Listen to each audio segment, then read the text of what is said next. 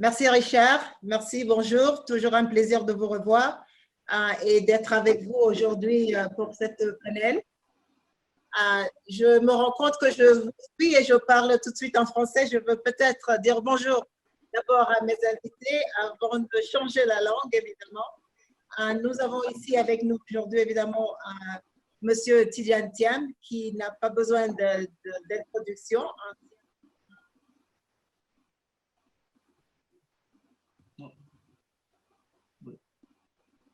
Nous n'avons pas besoin de présentation. Eux deux, les envoyés spéciaux de l'Union africaine. Évidemment, un autre homme d'affaires du continent, le célèbre M. Elumelu. Cet après-midi, aujourd'hui, nous serons en train de parler de l'Afrique résiliente. Évidemment, nous avons vu la résilience de l'Afrique depuis le mois de janvier, quand cette pandémie nous a touchés. J'aimerais peut-être poser quelques questions à mes invités pour savoir comment est-ce qu'eux vivent cette Afrique résiliente, quelles sont leurs réflexions sur la réaction des Africains et de nos leaders politiques à travers ces 3 mois. Je vais poser peut-être la première question à Madame Ngozi Okonjo-Iweala, évidemment.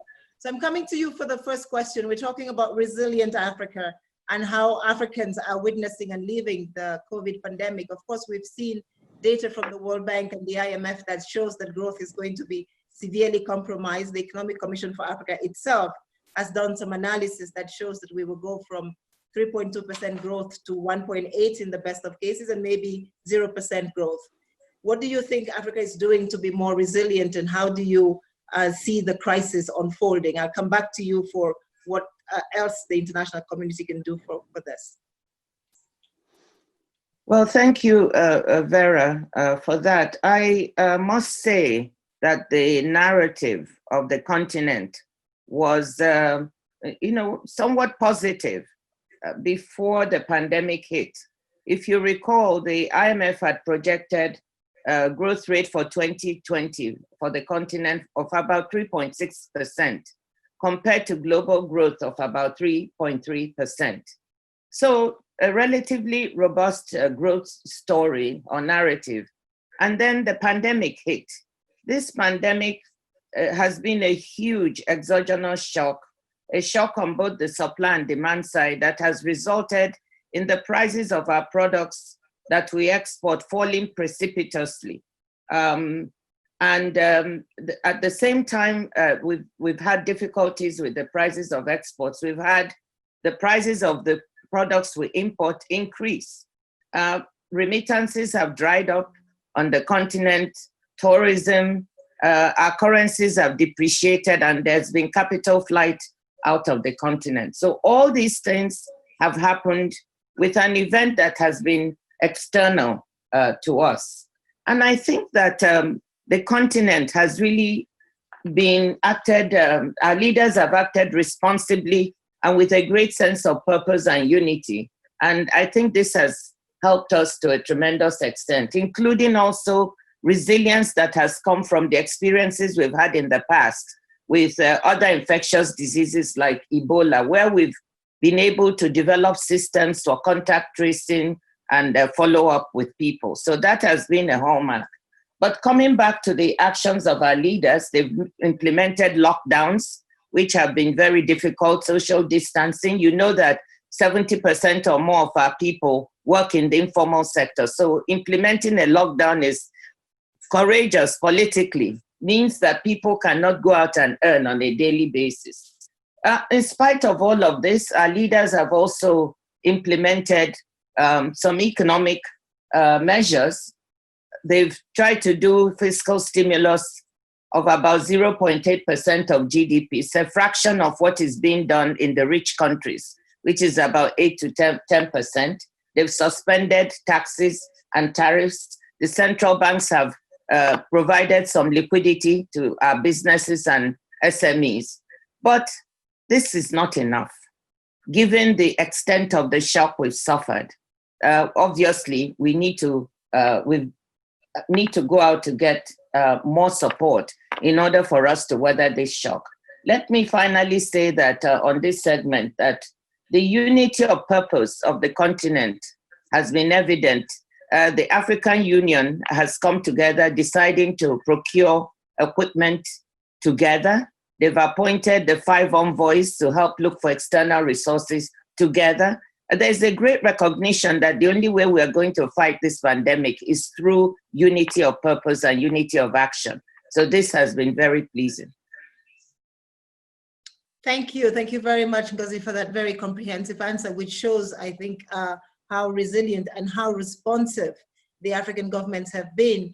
Tidjane, I'm coming to you. We've seen, and I know President Ouattara is with us here today, in a country like Ivory Coast, something about $1.2 billion have been put to fight COVID. In Senegal, something in the same amounts. In Ghana, $700 million. A lot of our countries, heads of states have released stimulus packages to support domestic business. But we know, as Ngozi said, that those stimulus packages would not be enough. Countries and leaders have shown resilience by deciding and allowing the private sector, and Tony is listening to this, not to pay taxes for 3 months. They have talked about standstills. When the ministers of finance met at the Economic Commission for Africa sometime at the end of March, they called for a global debt standstill for Africa. What is your sense of this? You have been a proponent and an advocate of this. Where are we with this conversation? That's right, Vera. Good morning. I'd like to say hello to Ngozi and to Tony. Pleasure to be on this panel with them. And take 10 seconds to pay tribute to my friend Richard Atias. I've known Richard since '95, and an event like this is a realization of a vision he had for Africa. The fact that we can talk across continents with thousands of participants. So coming to your question, I think Ngozi did a very good job presenting the current challenge in Africa, drop in revenue. If you think about it in simple terms, the capital inflows have been going down. Tourism, export, remittances, commodity prices, plus the capital flight. And the capital outflows from Africa, which mainly concern with debt, have remained. So that has created a very high degree of pressure on the African economies. And we have a situation of quasi-negative net flows, as we say, where basically there is more capital coming out of Africa than coming into Africa, which is really an aberration. And that's really what drove the push for a debt standstill, to pass this very challenging situation and to make sure that what has started as a liquidity event doesn't become a solvency crisis. So the G20, as you know, Vera, and you were instrumental in that, has taken a number of steps to allow African countries to benefit from a standstill. But beyond that, we're also working as envoys and with you and Ngozi to also deal with the issue of the commercial debt. Because as Africa made the progress that Ngozi described, actually a number of countries have become creditworthy and have rightly tapped the international capital markets, but confronted with a shock of this magnitude, there is a need to change the profile of that debt and improve its terms, probably with blended finance instruments, with a degree of concessionality and help from the international community. So we are working on this concept, and I'm quite optimistic that we'll get to something. But I just want to reiterate the extreme uncertainty we are facing. This crisis is only starting, and we have to make sure that we don't end up with a combination of the Spanish flu and the 1929-1930 depression, which would be an unprecedented event in world history. We're looking at drops in GDP. We're looking at increases in unemployment in developed economies, which will have a very severe impact on Africa. And we need to be proactive and anticipate and take measures to make sure that our populations who actually need investment in health, in education, in infrastructure, are very young and dynamic, can continue to see an improvement in their living conditions, which is what we have seen in the last 20 years in Africa, across Africa. Thank you very much, Tidjane. I think you make a very important point here. Over the last 2 decades, let me say, Africa has really changed from a country where 75% of the countries on the continent were low-income countries to a continent today where over 75% of those countries are either beginning to become low middle income countries or middle income countries. A lot of those countries are now also accessing capital markets and would like to maintain their access to capital markets. So we hope that, I think as every country has reiterated, there are not going to be defaults on the continent, and we hope that we can continue to work with the private sector and our creditors to ensure that there is some resolution to our problem. I think when anybody who has visited Lagos knows about the Hilton Hotel in Lagos, the ECA just did some work that showed that one of the big sectors of the economies of Africa that are suffering from this crisis is the hospitality sector. Of course, with the tourism sector, which is particularly hitting women as well. Tony, you're not a woman, but you're going to talk about it. You have been a champion of youth employment and ensuring that women have access to business. But because of the tourism hit that is happening today on the continent, what do you see as a response that we can give to ensure that we can build back better, that we can come back? You are the demonstration of resilience in Nigeria. You've been able to provide energy, renewable energy on the continent. What is the private sector of the continent? As resilient as you are, what do you need to ensure that when we start to build back better, we can actually lift the youth with us and the women? Vera, thanks so much. And let me say well done to my dear friend, Richard, for making this possible. He keeps trying to throw the light on Africa, because one of the things we need is we need the world to know what's happening on our continent. I'd like to start by saying, Vera, that it goes beyond hospitality sector. It goes beyond some of the issues that you've talked about. This pandemic is a very serious one. And indeed, I would say that without it, the African economic space was already in some form of dire straits.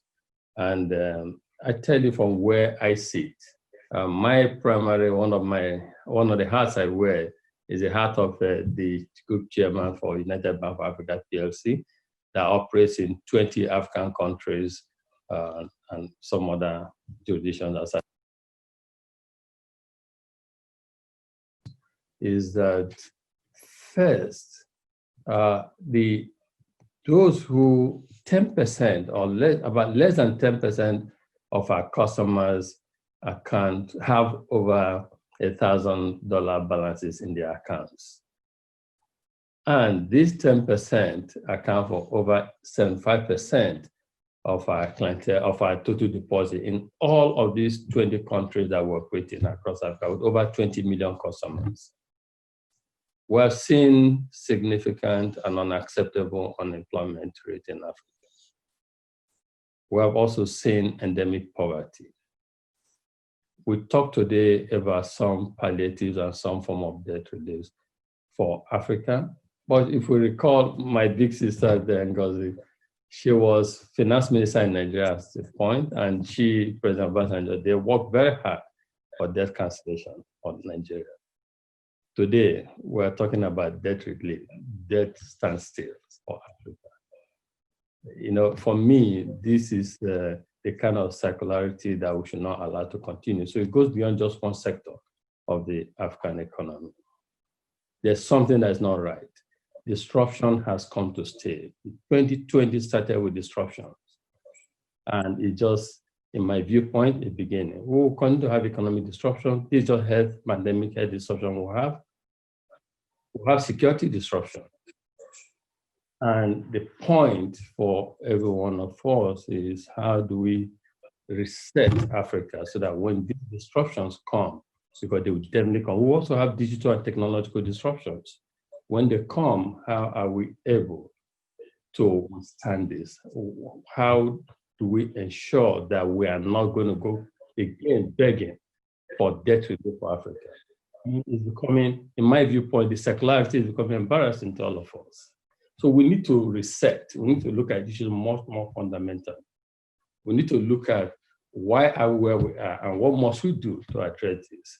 So, and I must commend and congratulate my friend Tidjane and my big sister Ngozi for the great job they are doing as our envoys. In my viewpoint, as we engage with the rest of the world in providing relief, we'll call it, because it is relief, palliative. That is what it is, not a permanent solution to our issues. We need to look at it from a much more fundamental perspective. What must we do as a continent to ensure that when these disruptions come next, would be security disruption or technological digital disruption or economic disruption that will inevitably come, we are able to withstand this. I have often argued that we need a form of Marshall Plan. I came to the 1948 Marshall Plan that was put in place. We need to mobilize everyone so that Africa can come together. So that it's not just about the tourism sector, about one other sector. All of us can address this issue.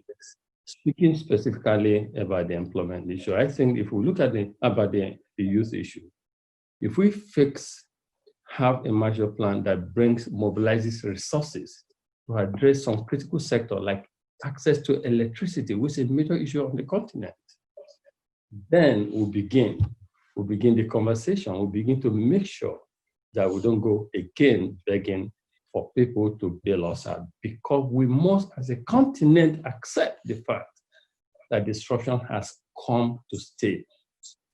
If before maybe 3, 4, 5 years, and that won't happen. And so a solution to us should be much more than a sectoral, one sector approach. I think, do we have the resources and capability for this to happen? Yes. If you look at Ngozi, if you look at Tidjane, these are great Africans, and they can mobilize people, and both within and outside Africa, the private sector, the public sector. In my little world, as the founder of the Elumelu Foundation, we experimented something. We endowed $100 million to support young African entrepreneurs, young Africans who have economic ambitions. We believe that what we need is economic opportunity. And what we have done so far shows to us clearly that we can fix access to electricity on the continent, if we can ensure, like what Ngozi led for a long time when she was in Nigeria, for instance, stability of macroeconomic policy and environment. If we can prioritize the youth, to a large extent, we're able to fix some of these issues, because ultimately, unemployment level in Africa is unacceptable. Poverty level is totally endemic and cripple us. And these are things that predispose Africa to extremism. We must, and youth migration, we must fix them. To me, I see this pandemic as an opportunity to reset Africa. The easiest thing for us to do, the easiest escape for us is to just say, take more debts, give us a moratorium, or no interest repayment, and it keeps going on. And that circularity is an issue we must deal with. And to deal with it, we need to prioritize our young ones. We need to get our government to ensure stable macroeconomic policy. Some are doing very well in that area, but we need to bring everyone to the table. Let all of us see how we can deal with the issue of unemployment in a sustainable fashion. And to me, that is by empowering the small and medium-scale enterprises, the young Africans who have economic ambition, who are energetic, who work very hard, who want to succeed, and who have been succeeding from what we see. Thank you, Tony. Thank you so much for that. I think that if I may be provocative, Africa has already launched its own plan. It's called the African Continental Free Trade Area Agreement. I think that if we are looking for a plan to reset and to recharge Africa, that is the plan. And as you said, you're in 21 countries on the continent. My sense is, can Africa use the African Continental Free Trade Area Agreement? In the spirit of this conversation of resilient Africa, we have seen young scientists in Senegal doing test kits. We have seen people in South Africa doing ventilators, and across the continent, young women doing masks. So if ever there was a question about whether Africa was resilient, I think we have the answer. The question now is, what else do we need as enabling factors to make sure that we get there? You mentioned the capital markets and the issue of debt. Africa is going to need robust capital markets to continue growing. I don't know, I'm going to throw this question to you, Tidjane. You're coming from the world's apex of capital market development. No continent has developed without capital markets. What do you think we should do? People talk about local currency. A little bit of our debt problem is because we're borrowing in foreign currency. What can Africa do to indigenize its growth? Yeah. No, thank you, Vera. And I'll try to not be too long, but I want to very, very violently agree with Tony. I think what he said is absolutely key. One word we don't say enough is entrepreneurs. I mean, you know, I've spent a lot of my career dealing with Asia, working with Asia for more than 20 years. The single unique characteristic is how many Tony Elomelus there are in Asia. If you look at the numbers, about 65% of the wealth created in Asia is created by first or second generation entrepreneurs. 65%. If you look at Europe, for instance, 65% of the wealth is owned by fifth or sixth generation people, i.e. it's the grandfather's grandfather who made them. And that dynamism that we've seen in Asia, particularly in China, is something that is at the heart of the wealth creation process. And a lot of what the countries need to do is to promote a class of entrepreneurs, because you can then drive forward the economy and generate the resources that would lead to employment. And we know what needs to be done, because it's been done in many places to get there. But that has to be an explicit objective of the policy. Now, as far as capital markets are concerned, the reality is we're going to need an external inflow of capital for a long time. We're going to need the government and the multilateral institutions to crowd in private capital because there is a huge need for investment. Tony mentioned energy, for instance, which is at the start of all development. I mean, if you take Côte d'Ivoire, we built independent, privately financed power plants back in the 90s, and that has played a big role in the current economic growth. So investment in infrastructure, investment in education, investment in health, all that has a relatively long paybacks, and we're going to need that infusion of capital. And I agree with Tony too. We must get out of this cycle of constant restructuring, even on a personal basis. If you lend money to a friend and every now and then he comes back and says, okay, why don't you forget about my debt? That's not going to work. Okay? So this pattern where we have to keep coming back, asking for reschedulings, relief, cancellations, has to be broken. And a big part of the answer is to really mobilize enough resources. And the African ministers have asked for $200 billion. If you look, just yesterday, Europe announced a $500 billion plan. We talk about $200 billion for a continent of 1.3 billion people.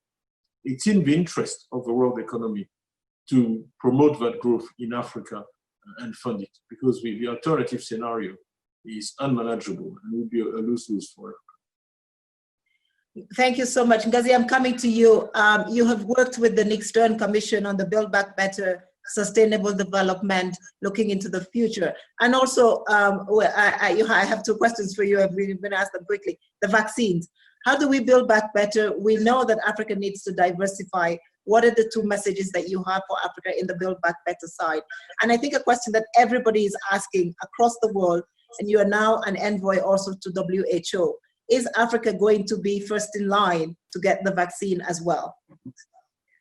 Well, that's Vera, thank you. Those are a lot of questions to tackle, but I want to come back to the excellent points made by my brothers Tony and Tidjane, and build a little bit on that, on your Build Back Better question. The first thing I would like to say is that, as Tony mentioned, we can see this pandemic and this crisis as an opportunity for the continent.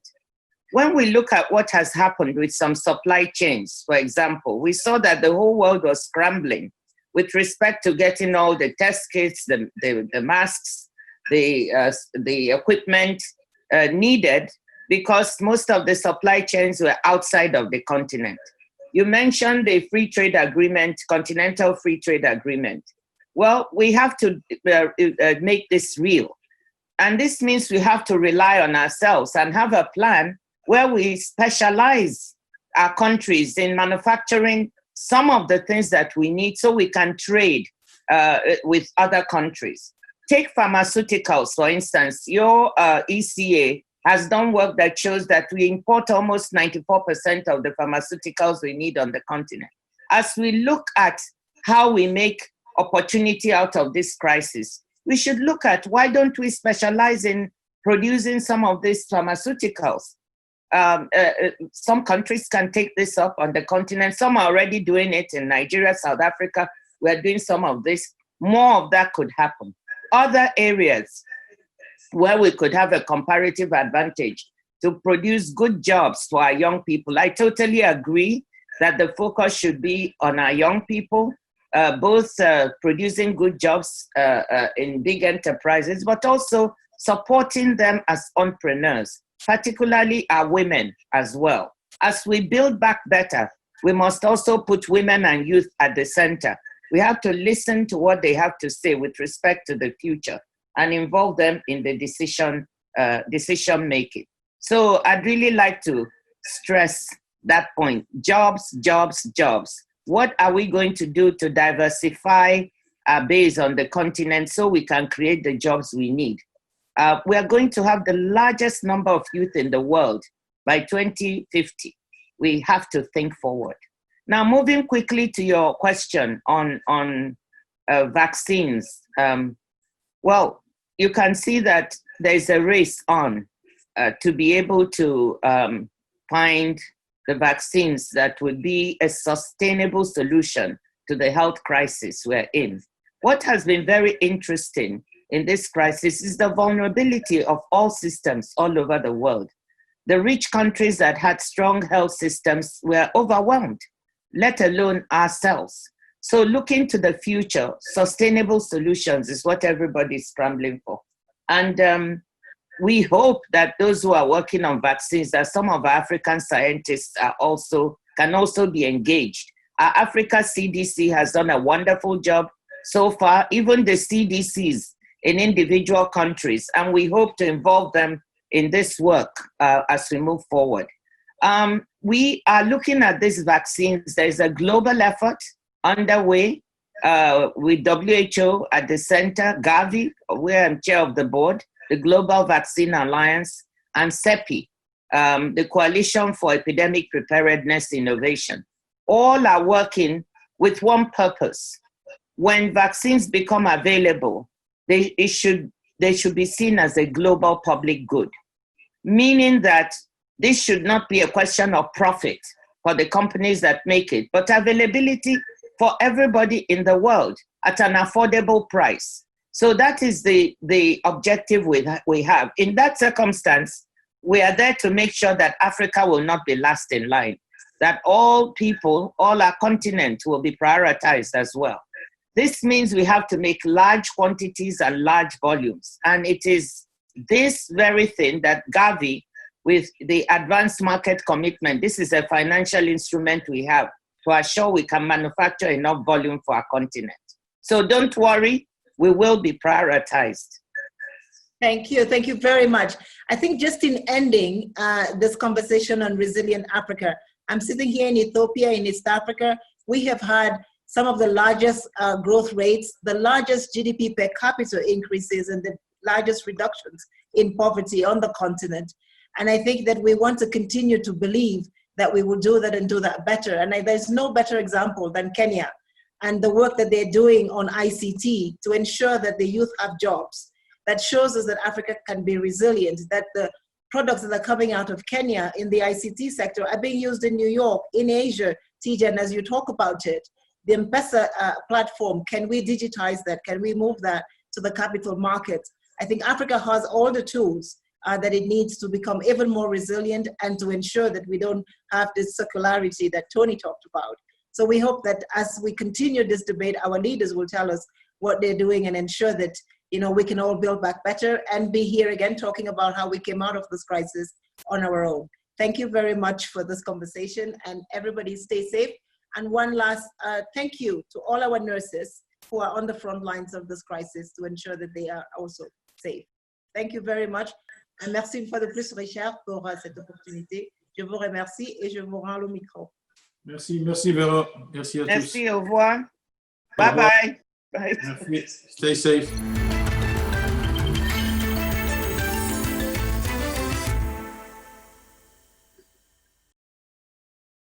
Thank you, Vera. Thank you very much. Merci, Tidjane. Thank you, Ngozi. Thank you, Tony.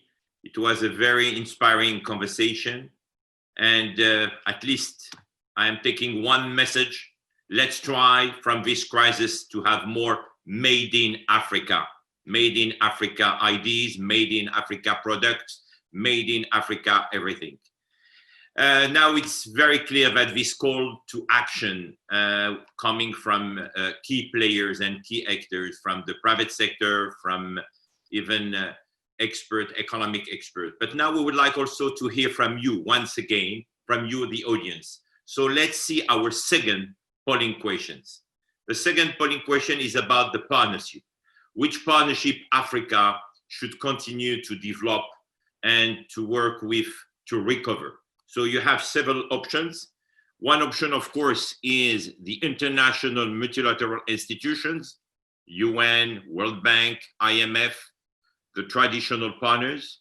The second option could be the major trade partners, the countries working a lot with Africa, China, Turkey, of course, United States, the European Union, so far and so on.